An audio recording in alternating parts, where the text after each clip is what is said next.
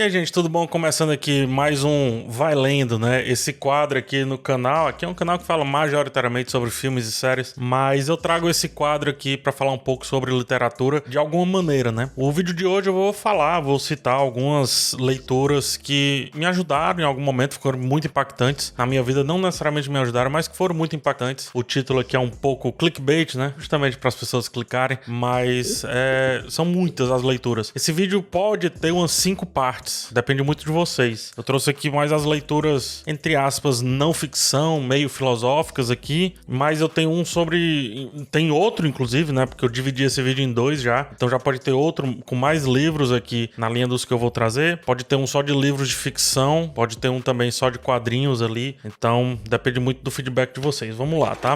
Acho que o primeiro livro que eu tenho que trazer aqui é um livro que eu li tem um tempo e inclusive estou relendo agora. Se chama Zen, na arte da escrita. Ray Bradbury, né? Ray Bradbury, pra quem conhece aí, ele é autor do Fahrenheit 451, um livro super clássico e tudo mais. E o Zen na arte da escrita, esse livro aqui, tem essa marcação porque eu vou trazer um adendo sobre ele. O Zen na arte da escrita me ajuda muito a explorar a minha criatividade, a fazer intertexto sem medo, como eu venho fazendo aqui nos vídeos, né? A citar e também recitar outras indicações, outros autores, autoras e buscar em outras formas de arte, de certa forma, a minha criatividade, né? Eu não posso dizer que o que eu faço é arte, assim, eu só apenas escrevo uns textos e leio aqui pra vocês, mas no geral muita coisa vem aqui do Zen na arte da escrita, como ele fala com muita leveza sobre bloqueios criativos que passa a gente, no caso, não só na escrita, mas acho que na vida como um todo, de diversas formas, de diversas maneiras, nos ajuda a encontrar a inspiração sempre aí no cotidiano. É legal esse livro aqui porque foi daqui que eu tiro muito esse lance de estar no clima para escrever sobre algo, né? Então, quem assistiu lá o Vai Lendo sobre o The Last of Us, as referências que eu usei, eu trouxe Kafka e outros aqui, inclusive um que eu vou citar agora, muito por conta desse lance de estar envolvido em um sentimento, para obviamente escrever sobre esse sentimento. Citando aqui um famigerado autor, o George Orwell, ele diz assim que se você estiver num navio afundando, não dá pra você escrever sobre outra coisa a não ser sobre um navio afundando, né? Então, citando Orwell, nem gosto tanto, pra explicar porque o Ray Bradbury explica muito sobre esse lance do observar o cotidiano e de ser criativo a partir dessa observação, né? Ele fala muito também sobre não ter medo da folha em branco. Hoje eu acordo totalmente sem medo de escrever uma resenha sobre uma série que eu vi na noite anterior e que eu tenho que entregar um vídeo hoje, porque o YouTube precisa que isso seja entregue o mais rápido possível. Hoje eu zero medo disso. Eu confio que vou escrevendo e as ideias começam a se agrupar e depois eu faço um reagrupamento delas. Eu tenho escrito, por exemplo, que acho que só se eu morrer vão aparecer, e isso se alguém tiver a senha do meu Drive, que hoje especificamente não tem. Tenho até que resolver isso na minha vida aí, porque hoje eu escrevo pra literalmente limpar muitas questões da minha cabeça e foi daqui, por isso esse Zen aqui, né? E é interessante como o Ray, se você não tava buscando a questão da escrita, fala muito sobre a leitura. Acho até que em alguns momentos ele fala mais sobre a leitura do que sobre a escrita. Uma citação dele aqui, tá? Leia poesia todos os dias. A poesia é boa porque exercita músculos que não usamos com frequência. A poesia expande os sentidos e os mantém afiados. Mantém a pessoa consciente de seu nariz, olhos, orelhas, língua, mãos. E acima de tudo, a poesia é metáfora ou símile compactados. Essas metáforas, como flores de papel japonesas, podem se expandir em formas gigantescas. As ideias estão em todo canto nos livros de poesia. Ainda assim é raro ouvir professores de escrita recomendar que se passeie por ele. Ray Bradbury destacando aí a importância, inclusive, de estabelecer rotinas, comprometer-se com a prática regular da escrita, mas também com a da leitura. Indico demais. Essa leitura me impactou muito. Se um dia eu aparecer escrevendo alguma coisa, digamos assim, de romance, ou quer que seja, acho que vem muito daí, tá? Continuando aqui, eu trago esse daqui, eu li no Kindle, aqui no caso no iPad, né? Eu trago o Haruki Murakami com Romancista como Vocação. Tá? Isso aqui faz parte desse meu hiperfoco, deixa eu mostrar pra vocês, desse meu hiperfoco aí, por ver o que os autores pensam sobre a própria escrita deles. Haruki Murakami é autor de um Q84, tantos outros livros, Kafka à beira-mar e etc. E ele, com certeza, é um cara que tem muito a oferecer, principalmente quando você lê o primeiro capítulo desse livro, quando ele mostra o quão por acaso foi o escrever dele e o quão mais por acaso ainda foi ele encontrar o modo de escrita, né? A originalidade personalidade dele. Então ele compartilha a experiência pessoal dele como romancista, oferece insights poderosíssimos e tira uma certa pureza sobre a carreira do escritor. É isso que eu acho legal. Ele fala como ele foi escrever na máquina de escrever. Desculpa, foi escrever à mão. Não entendi porque não tava fluindo muito culto. Não gostou dos escritos, aí ele foi escrever em inglês, né? Ele é japonês, ele foi escrever em inglês na máquina de escrever e depois traduziu para o japonês. E a limitação do escrever em inglês, já que ele não tinha 100% de fluência, digamos assim, fez com que ele identificasse quase como outra pessoa escrevendo aquilo que na verdade era ele quem estava escrevendo. E aí ele descreve a sua rotina diária, como ele deixou de ter um coffee shop, né? Ou uma cafeteria, quer que seja, para passar a ser escritor. Ele fala sobre prêmios, sobre muitas coisas. Mas uma das coisas que mais me chama a atenção é esse menosprezo que ele tem pela escrita, de romances no caso, com que dá até, e eu acho que ele faz isso de propósito, porque dá coragem, sei lá, dá coragem de chegar e querer escrever alguma coisa, ou então posiciona o ato de escrever. Eu sou muito ruim de escrever contos, romances, etc, já tentei, mas talvez é porque eu pertenço a um outro tipo de escrita, né? Ele fala muito sobre esse lance do estilo e da autenticidade da sua escrita, né? E fala sobre a quem pertence mais ou menos à escrita de romance. Não concordo muito com ele, mas em algumas coisas específicas, mas é muito legal. Ele fala assim, ó: as pessoas com vasto conhecimento não precisam escolher um recipiente confuso e estranho como a narrativa, nem precisam ter o trabalho de criar do zero um cenário imaginário. Eles podem combinar de forma lógica os vários conhecimentos que possuem e criar de uma vez só aquilo que estão pensando. Ele fala aqui como a escrita de romance é um trabalho cheio de rodeios que demanda muito tempo, que às vezes um pensador, o filósofo, sociólogo, quer que seja, é mais preciso e por isso não consegue ficar ali nessa vida de romances, né? Escrevendo romances, no caso. É muito legal. Ó, a mensagem ou o conceito que levariam cerca de 6 meses para serem convertidos em romance podem ser verbalizados diretamente em apenas 3 dias. Então ele vai falando aqui sobre diferentes modelos, modos de escrita, etc. Murakami é um gênio absoluto e esse livro tem me influenciado muito. Inclusive li recentemente aí, Romancista como Vocação, Haruki Murakami. Outro, e esse daqui eu vou passar de uma maneira um pouco mais rápida, é O Príncipe, do Nicolau Maquiavel. Eu já tive uma obsessão, e ainda tenho, na verdade é uma das minhas obsessões em vida, é a compreensão do poder, né? É fazer uma análise o mais perspicaz, ou seja, o mais profundo possível sobre esse funcionamento do poder político, mas do poder como um todo. E O Príncipe, do Nicolau Maquiavel, inclusive eu não gosto muito dessa edição, tá? Essa é a edição da Novo Século. Eu não gosto muito dessa edição, essa capa acho que exagera um pouco, poderia ser eu indico, na verdade, os livros pocket nesse sentido aqui. Menos da Martin Claret, não vai nela não. Mas enfim, o lance do príncipe aqui é essa análise sobre o poder, né? Que no começo ele fala, ó, tô falando pra herdeiros, tô falando pra príncipes aqui, pra gente pensar um pouco a vida, pensar um pouco aquilo que vem, né? Aquilo que você vai receber de mão beijada de um governante aí. Ele fala de virtude e fortuna, né? Ou seja, virtude é a habilidade e o talento sobre algo e fortuna é a sorte daquilo dali. E aí destaca a importância de equilibrar esses dois elementos, tanto habilidade e talento quanto sorte, para alcançar e manter o poder, né? Um para alcançar e outro para manter o poder. E uma coisa que eu gosto muito de ler no Maquiavel, continuo lendo, cito bastante em vários vídeos, é porque poder é algo muito presente na sociedade como um todo. Nos pequeníssimos espaços, até os espaços maiores, né? Ou seja, da política, dos presidentes, até do seu trato com outra pessoa. E aqui vai a outro livro, o Microfísica do Poder, que me impactou bastante, do Michel Foucault. Então, imagina o poder assim como algo que tá em toda parte, como eu tava falando, né? É tipo a força de Star Wars.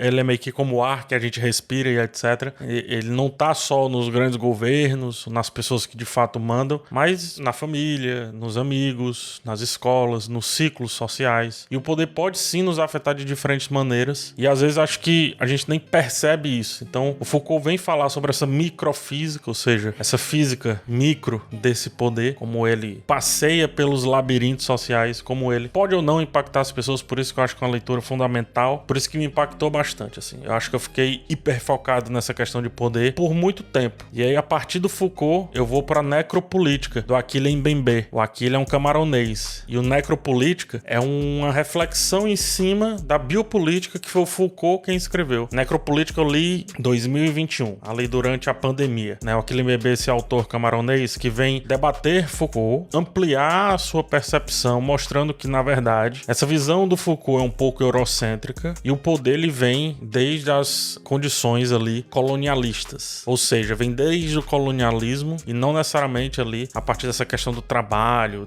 da violência, da prisão, das relações, né, entre empregados e mestres ou o que quer que seja, vem muito antes disso, né? O livro ele introduz o conceito do que chama de necropolítica porque ele explora esse poder político, como ele controla e decide então quem pode viver e quem deve morrer. A questão da escravidão, por exemplo, é muito disso, né? A questão também do estado de exceção, ou seja, quem mais morre numa sociedade miscigenada, digamos assim, tem cor muito bem definida, tem local de moradia e origem muito bem definido, né? Os presos tem tudo isso muito bem definido. Então, quando você vai lendo necropolítica, você vai entendendo como existe um pensamento para além de Foucault. Perceba, eu tô alinhando os dois, tá? Tem gente que coloca em contraponto, eu não gosto. Gosto de aliá-los e percebe como essa questão do poder vai para além das relações já impostas e vem de relações que são impostas antes daquilo que a gente acha que é a nossa sociedade. Então, colonialismo e necropolítica, as práticas coloniais do passado, aquele Mbembe faz esse estudo de como elas continuam a influenciar a política e a sociedade contemporâneas fortemente, do policial ao preso. É muito interessante para a gente entender muito sobre essa questão da migração, sobre os conflitos armados, a desigualdade que existe nas cidades, a marginalização, a expulsão das pessoas para as margens da cidade, obviamente o racismo, né, e muito mais. Ler esse livro junto com o Racismo Estrutural do Silvio de Almeida é absurdo, né? Professor que inclusive tem vídeo com ele aqui no canal. Saindo um pouco dessa questão de poder, alguns livros que me influenciaram com relação a estudo sobre o belo, sobre a arte, sobre a cultura, né? Testemunho Ocular, Peter Burke, me influenciou muito esse livro, muito. Eu li esse livro na época da história, tava dentro da faculdade de história. Salvo engano, no primeiro ou no segundo semestre. Tem anotações, inclusive, da época.